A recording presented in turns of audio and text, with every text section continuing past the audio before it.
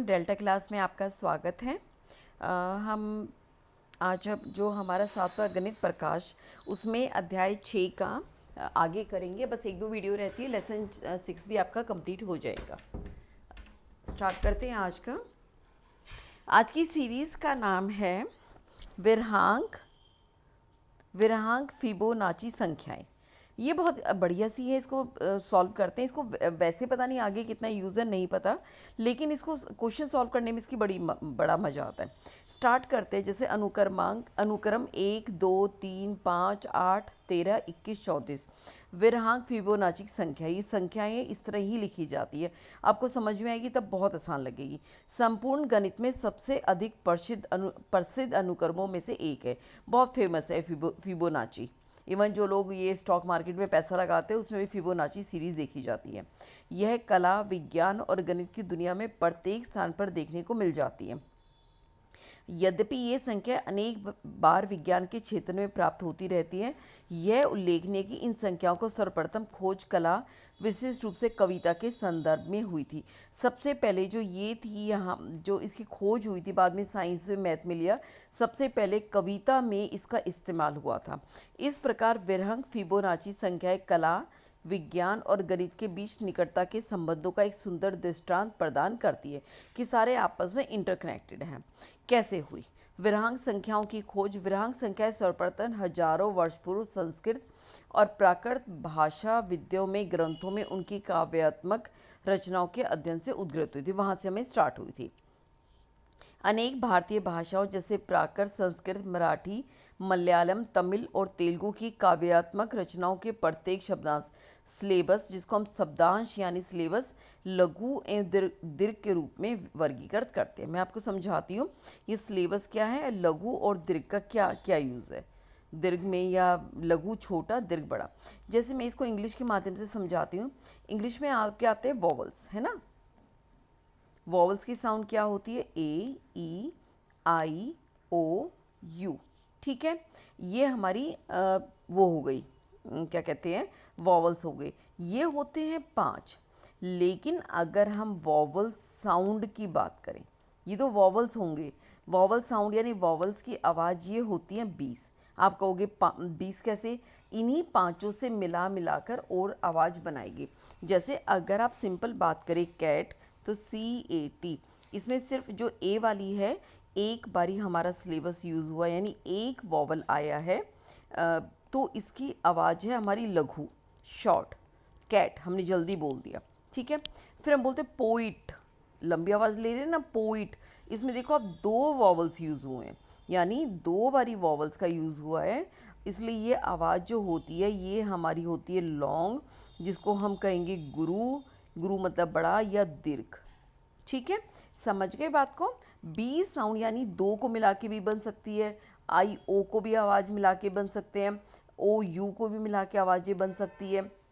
जैसे couch, COUCH, couch होता है सोफ़ा, यहाँ पर भी काउच, इसमें हम लंबी आवाज़ का इस्तेमाल कर रहे हैं, तो ये हमारी लंबी दीर्घ हो गई। इसमें 2 हमारे वॉवल्स यूज़ हुए हैं। समझ आ गए? तो हम उनकी बात करेंगे। यहाँ पर लघु दीर्घ के रूप में वर्गीकृत है, क्योंकि हिंदी में बहुत ज़्यादा नहीं, इंग्लिश में वॉवल सबको पता होते हैं, इसलिए मैंने इंग्लिश के थ्रू आपको समझाया है कि लघु का मतलब क्या है और गुरु या दीर्घ का मतलब क्या है। एक गुरु शब्दांश एक लघु शब्दांश की तुलना में लंबे समय तक उच्चारण किया जाता है। अब इसको हम देर तक बोलेंगे। वस्तु ठीक दुगने समय तक, यानी तकरीबन डबल टाइम लेते हैं।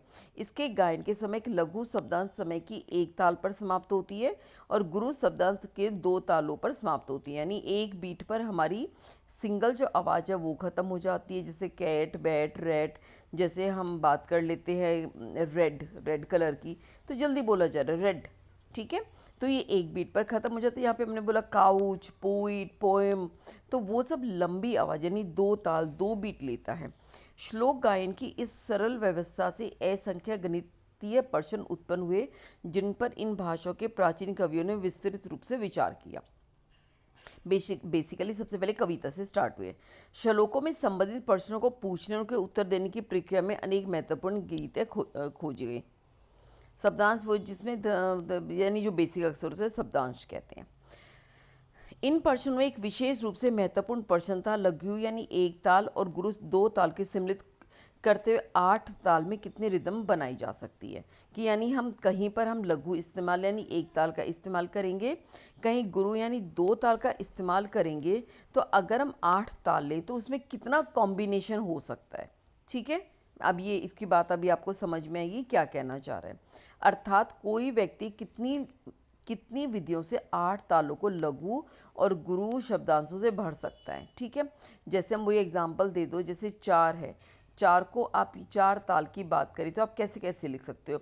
एक का मतलब यहाँ पर 1 का मतलब लघु और 2 का मतलब हमारा हो जाएगा गुरु या दीर्घ, क्या बोल रही है, गुरु। ठीक है, आप 4 को 1 लिख सकते हो, यानी आप ये लघु लिखोगे, ये लघु लिखोगे, ये लघु लगाओ ताल, ये लघु लगाओ। हम 4 को कैसे लिख सकते हैं, 1 जमा यहाँ पर 2 लिख दिया, 2 जमा 1 भी लिख सकते हो, यानी ये लघु, ये हमारी गुरु हो गई, ये फिर लघु आ गई। आप 2 जमा 1 भी लिख सकते हो, तो ये हमारी दीर्घ हो गई यानी गुरु हो गई, ये लघु हो गई, ये लघु हो गई। ठीक है, और कैसे लिख सकते हो, 1 जमा 2 ये भी लिख सकते हो, और कैसे लिख सकते हो, 2 जमा 2 भी लिख सकते हो। इस तरह करके हम बहुत सी तरह से बना सकते हैं। ठीक है, कितनी तरह का होगा वो हम आगे सिखाएंगे आपको। कहने का मतलब ये है कि अगर 8 है तो 8 हम ऐसे कितनी प्रकार की, कितनी कॉम्बिनेशन, कितनी विधियाँ ले सकते हैं। यहाँ एक लघु शब्द 1 ताल का समय लेता है और गुरु शब्दांश 2 तालों का समय लेता है। यहाँ कुछ संभावनाएं दी गई है, जैसे गुरु गुरु गुरु यानी गुरु का मतलब 2 जमा 2, ये 8 ताल की बात करें, 2 2, गुरु का मतलब 2 ताल, फिर 2 ताल, फिर 2 ताल, और ये मिलके कितनी ताल बन गई, 8 ताल बन गई। यानी लघु 1 2 3 4 5 6 7 8, यानी 8 बारी आप सिर्फ लघु ही इस्तेमाल करो। 1 2 3 4 5 6 7 8, 2 2 4 2 6 2 8, तो यानी 8 बारी आप लघु की भी ताल इस्तेमाल कर सकते हो। और कैसे कर सकते हो, लघु 1 बारी, फिर आपने गुरु ले लिया, फिर दोबारा गुरु ले लिया, फिर एक लघु लिया, फिर गुरु लिया, इसका भी जो जोड़ है वो 8 ताल बन जाएगा। और कैसे ले सकते हो, तो आपने गुरु लिया, फिर गुरु लिया, एक लघु लिया, एक लघु लिया, फिर गुरु ले लिया, इसकी भी 8 ताल। ऐसे बहुत सारी संभावनाएं बनती चली जाएंगी। और इसी चीज़ को यहाँ पर लिख कर भी दिखाया है, देखो वही सेम चीज़ यहाँ लिखी हुई है। ठीक है, अधिक गणितीय रूप में लिखने पर 1 या 2 के योग के रूप में संख्या 8 को कितनी विधियों से लिखा जा सकता है। उदाहरण दे दिया। क्या आप कोई अन्य विधि सोच पा रहे हैं। यहाँ संख्याएं और भी हो सकती है, बहुत टाइप्स हो सकती हैं इसमें, जैसे हमने यहाँ पे लिखा, और क्या टाइप्स अगर हम सोचेंगे तो दुनिया भर की और बन जाएंगी।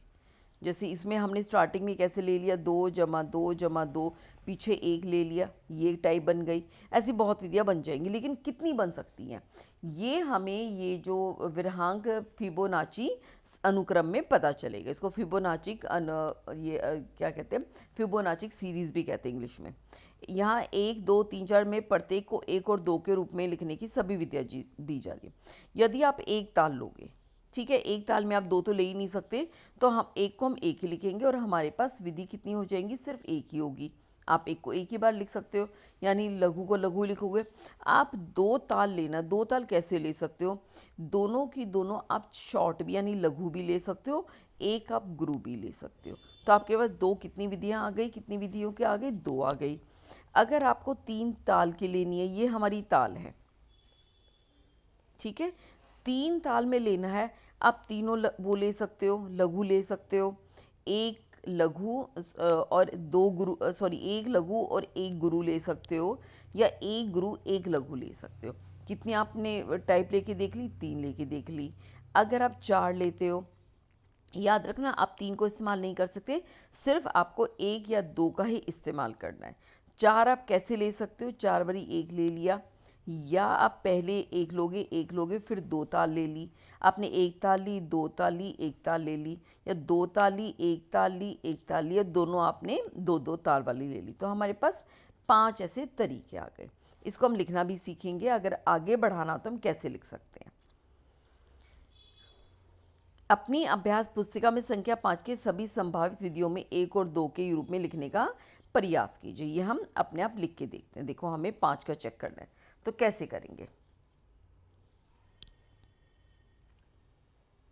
ठीक है, 5 को हम 2 कॉम्बिनेशन में लेके चलेंगे, 1 जमा 4 में, और दूसरी जो 1 से स्टार्ट हो रही है जो 5 बनता है, या 2 जमा 3 में। ठीक है, ये दोनों मिलके ये भी 5 बनाएगी और ये भी 5 बनाएगी। क्योंकि हम 3 ले नहीं सकते, 3 नहीं ले सकते, तो इस चक्कर में हम 3 से 3 जमा 2 नहीं लिखेंगे। अब हम 1 को हमेशा 1 लिखेंगे। 4 को कैसे तोड़ सकते हैं? 2 बारी 4 बारी 1 लिख कर ऐसे कर सकते हैं, या हम क्या कर सकते हैं, इन 2 को मिला के 2 लिख दिया, 1 जमा 1 जमा 2। ठीक है, या हम कैसे कर सकते हैं, एक तो लिखना है, ये 2 को बीच में ले आए, 1 जमा 2 जमा 1, या हम 1 जमा 2 जमा 1 हम ये भी लिख सकते हैं। लिख सकते हैं ना? तो हमारे पास कितनी विधि आ चुकी हैं? 1 2 3 एक विधि। अब हम और क्या कर सकते हैं? ये तो हमने इन दोनों को जोड़ा, हम इन दोनों को जोड़ के अभी 2 से स्टार्ट नहीं करेंगे। अब हम ये हमारे पास आ गई हैं 4, इसमें एक और मिलनी चाहिए, 5 होती हैं।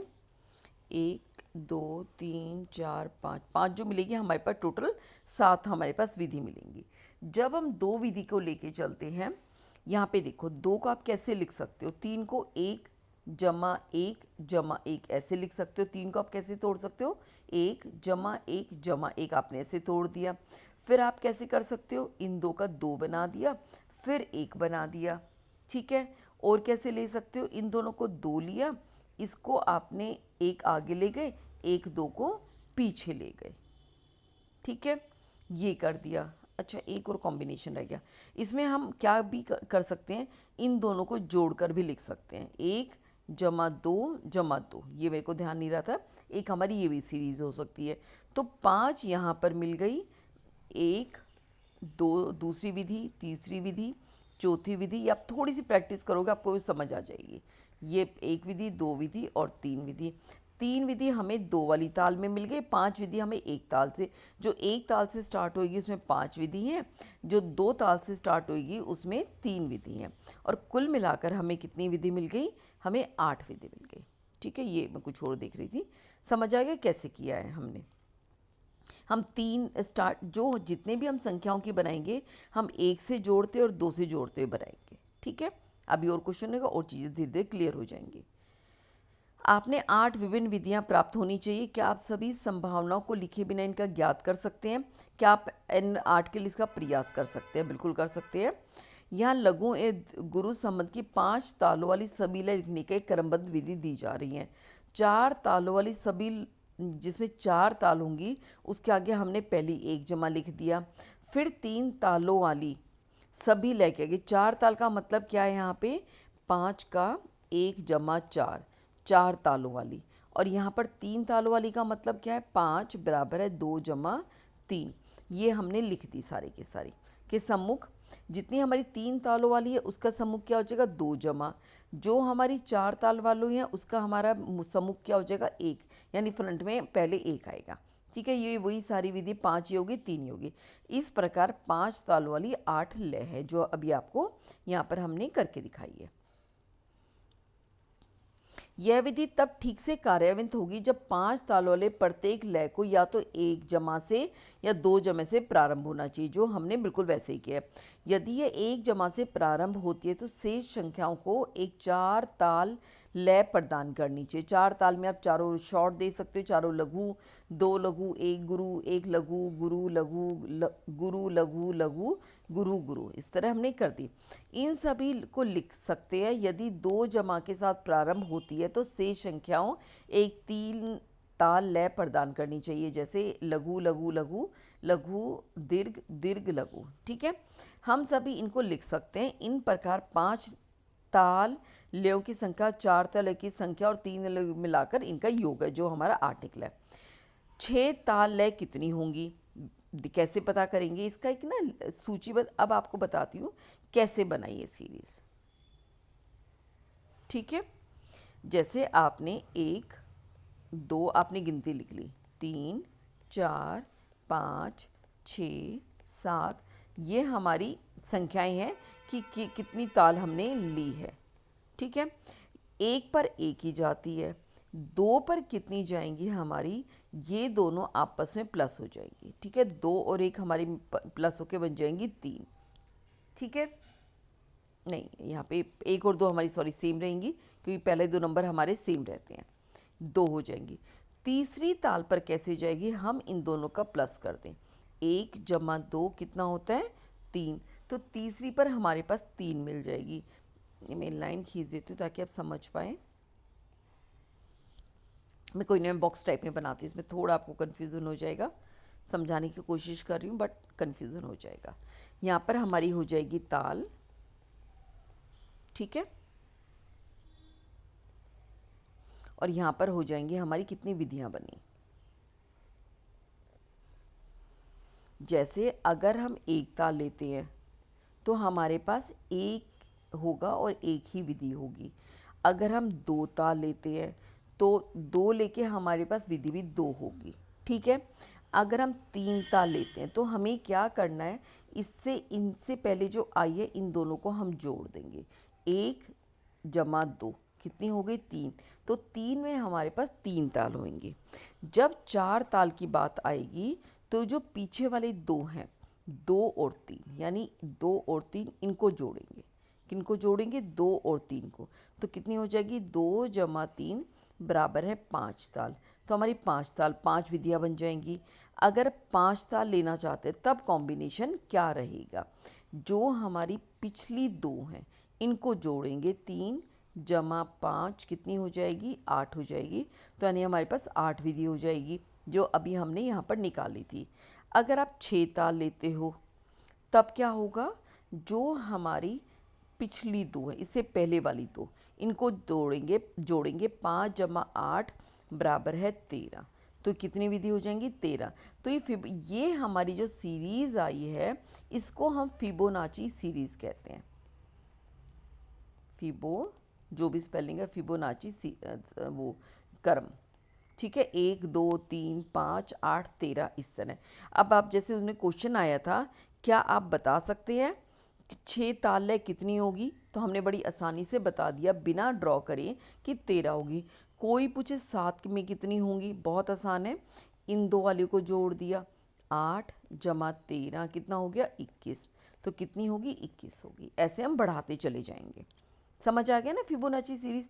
पहली और दूसरी हमें लिखनी पड़ेगी, उससे पहले तो दो संख्या है नहीं। नेक्स्ट लिखने के लिए इन दो का जोड़ कर दो, ये लिखने के लिए इन दो का जोड़ कर दो, ये लिखने के लिए इन दो का जोड़ कर ये लिखने के लिए इन दो का जोड़ किया, ये लिखने के लिए इन दो का जोड़ किया, ये लिखने के लिए हमने इन दोनों का किया। उससे पहले जो दो होते हैं उसको हम जोड़ते चले जाएंगे।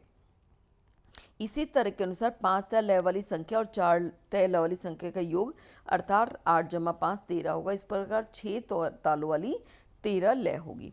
क्रमबद्ध विधि का उपयोग करते हुए सभी 6 ताल लयों को लिखिए, अर्थात 6 को 1 और 2 के योग के रूप में सभी संभावित विधियाँ लिखिए।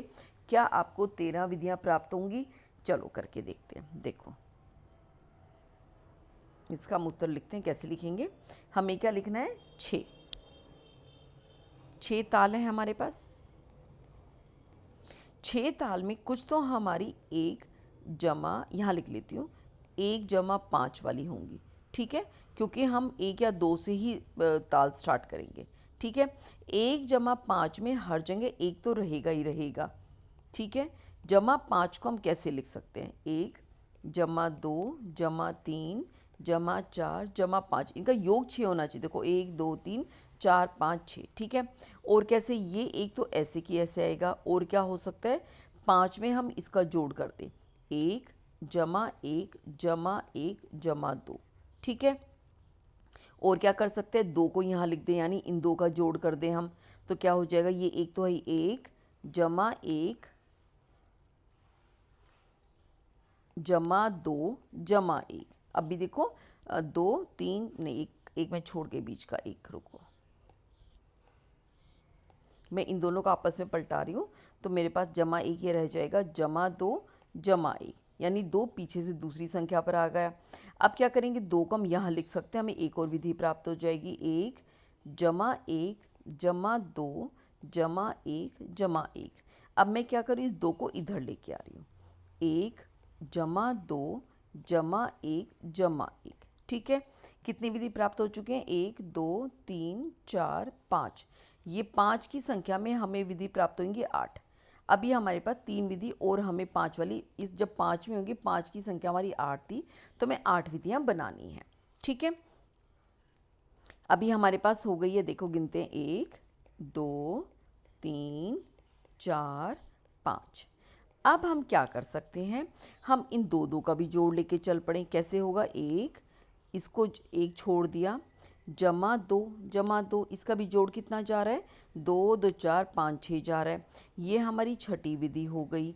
और क्या विधि होगी? इस 2 को हम बीच में, इस 1 को बीच में कुदा दे, 2 जमा 1 जमा 2। ठीक है, ये हमारी हो जाएगी 7वीं विधि। और 1 जमा 2 जमा 2 जमा 1, ये हमारी हो जाएगी 8वीं विधि। ठीक है, इससे ज़्यादा आप कोई विधि नहीं सोच पाएंगे। सोचे तो मुझे कमेंट करके ज़रूर बताना, जिसकी स्टार्टिंग 1 से हो और 1 और 2 को मिला के क्या कॉम्बिनेशन बननी, जिनका जोड़ हमारा 6 रहेगा। 8 विधि तो हमारी 5 वाले की। दूसरा, 2 से स्टार्ट में हम ऑप्शन ले सकते हैं, 2 जमा 4। ठीक है, 2 से स्टार्ट करेंगे और 4 तक जाएंगे। यहाँ पर क्या ले सकते हैं? दूसरा रंग ले लेती हूँ। 2 जमा 4 को हम कैसे लिख सकते हैं? 1 जमा 1 जमा 1 जमा 1। हमारे पास ये हो जाएगी क्या कहते हैं, 9वीं लिख सकते हो, या 2 वाले में हम एक पहली विधि लिख सकते हैं। और क्या कर सकते हैं? 2 जमा 1, इन दोनों को जोड़ा तो हमारे पास जमा 2 आ गया। ठीक है, 2 और क्या हो सकते हैं? 2, इस 2 को बीच में कुदा के ले आए, 1 जमा 2 जमा 1। ठीक है, ये हमारी दूसरी विधि, ये हमारी तीसरी विधि। चौथी विधि में क्या कर सकते हैं? 2, इस 2 को आगे ले आए, जमा 1 जमा 1, ये हमारी चौथी विधि। अब 2 को तो और आगे कुदा के लेके नहीं जा सकते। दूसरा क्या ऑप्शन कर सकते हैं? 2, सभी 2 को हमने जोड़ दिया, इन 2 को जोड़ा, इन 2 को जोड़ा, ये हमारी 5वीं विधि हो गई। ठीक है, तो कुल विधि कितनी हो गई?